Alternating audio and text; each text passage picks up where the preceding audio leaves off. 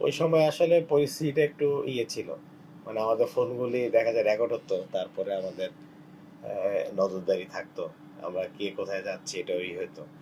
ওই তো ওইসব কারণে যোগাযোগ হয়, তবে বিভিন্ন মাধ্যমে অনেকে সমবেদনা জানানি বা আমাদের করার আসলে তেমন মানে দৃশ্যমান কিছু না, এরকমও অনেকে খবর পাঠাচ্ছেন দোয়া করা ছাড়া আর কি, এরকম অনেকে একটু অপারগতা প্রকাশ করছেন আর কি। এটা কারণটা কি ছিল?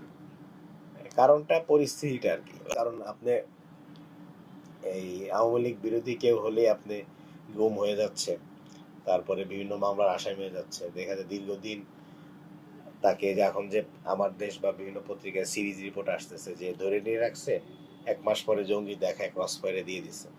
তো বিভিন্ন কারণে তো অনেকেই যোগাযোগ করাটা আমার মতে মানে তাদের জন্য কঠিন ছিল। যারা আওয়ামী লীগের ছিল তাদের ওই পরিস্থিতি ছিল। আওয়ামী লীগের যারা ছিল তাদের তো এখন তারা তো সাবেক প্রধানমন্ত্রী শেখ হাসিনাকে যদি মানে মনে করে, তাহলে তো তাদের ওইভাবে সাহস হবে না যোগাযোগ করা, ওনার লিডারশিপটা তো এরকম ছিল আর কি। ওই সময় তো আসলে আমরা শিবিরে যখন দায়িত্ব ছিলাম তখন তার আমরা ছিলাম না, তবে আমরা ওনার সাথে যারা ছাত্র শিবিরে কাজ করেছেন বা ওদের কাছে শুনেছি, বলতেন তোমার আব্বা মানে ওই সময় টেলিফোনের যুগ ছিল না, মোবাইলের যুগ ছিল, ইন্টারনেট কিন্তু এমন হয়েছে যে সপ্তাহে হিসাব করে টাইম করে সবার সাথে কথা বলতেন, যোগাযোগ, তার বাসায় চলে যেতেন, খোঁজ নিতেন, যার মান বৃদ্ধি হয়নি তাকে সময় দিতেন, এবং বিভিন্ন খেলাধুলা বিভিন্ন কিছু আয়োজন করে দেখা যায় যে ছাত্র সমাজকে উদ্বুদ্ধ করার জন্য চেষ্টা করতেন, বিভিন্ন কাজ ভাবে সম্পৃক্ত রাখার চেষ্টা করতেন। আমাদের ওই আমার যে ভাইরা দেশের বাইরে থাকেন, ওনারা ওখানে যার যার মতো জব করেন, কাজ করেন, আর আমি দেশে একটা প্রাইভেট প্রতিষ্ঠানে আছি, অডিট ডিপার্টমেন্টে কাজ করি এখানে।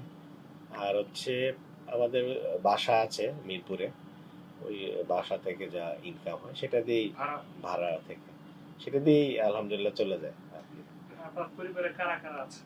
আমরা আমার মা, আমার 5 ভাই, আমরা 1 বোন, আর হচ্ছে 5 ভাইয়ের এই ফ্যামিলি এরা আর কি। তারা কি রাজনীতির সাথে জড়িত আছে কোনো দল? না, ডিরেক্ট রাজনীতির সাথে কেউ ওইভাবে জড়িত নাই আর কি। যেহেতু আপনার বাবার ফাঁসি হয়েছে, আপনার পরিবারের সদস্য আপনি সহ আপনারা কি মনে করেন যে রাজনীতির কারণে অথবা জামাত করার কারণে আমাদের বাবাকে হারিয়েছি, এই বিষয়ে এরকম ভাবনা থেকে অভিমান আসে কিনা, রাগ আসে কিনা? এটা তো ছেলে হিসেবে অভিমান রাগ আসতে পারে, কিন্তু আবার পরিস্থিতির কারণে আমাদেরকে সেটা মানায় নিতে হয়, মানে নিজের মধ্যে রাখতে হয়। অভিমান বা রাগ বা কষ্ট সেটা থাকবেই, তারপরও মানে সিচুয়েশনের কারণে মেনে নিতে হবে আর কি। আপনার আম্মা কেমন আছেন? আপনার আম্মাকে নিয়ে কিছু বলবেন? আম্মা আছেন ভালো, আম্মা তো আব্বা এইভাবে আসলে বিদায়ের পরে ওই আম্মাই আবার সকল ভাই বোনদেরকে মানে যতটুক দেখে রাখার বা মানে সাহস দিয়ে সাপোর্ট দিয়ে মানসিক সাপোর্টটা দিয়ে রাখছেন। উনি এমনি শক্ত মানুষ, এখনো আলহামদুলিল্লাহ সুস্থ আছেন, শারীরিকভাবে সুস্থ আছেন। বাবার সঙ্গে শেষ দেখায় কি হয়েছিল? ফাঁসির পূর্ব মুহূর্তে আপনি বাবাকে টেনশনে ছিলেন কিনা বা আপনার মধ্যে বাকি বলছেন?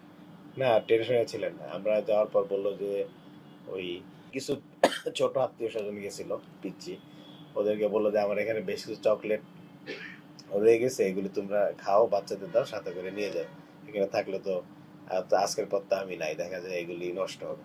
তারপরে কোথায় গিয়ে আছে জিনিসপত্র, বই, অনেক বই উনি পড়তেন, ওনার একটা ছোটখাটো লাইব্রেরির মতো ছিল কারাগারে, তো এগুলি যাতে ঠিক মতো নিয়ে যায় তোমরা, বই আর কাপড় চোপড় যা যা আছে, মানুষ স্বাভাবিক কথাবার্তাই বলছেন, এবং দোয়া করতে বলছে এটা আল্লাহর ফায়সালা, এটা মন খারাপের কিছু নেই।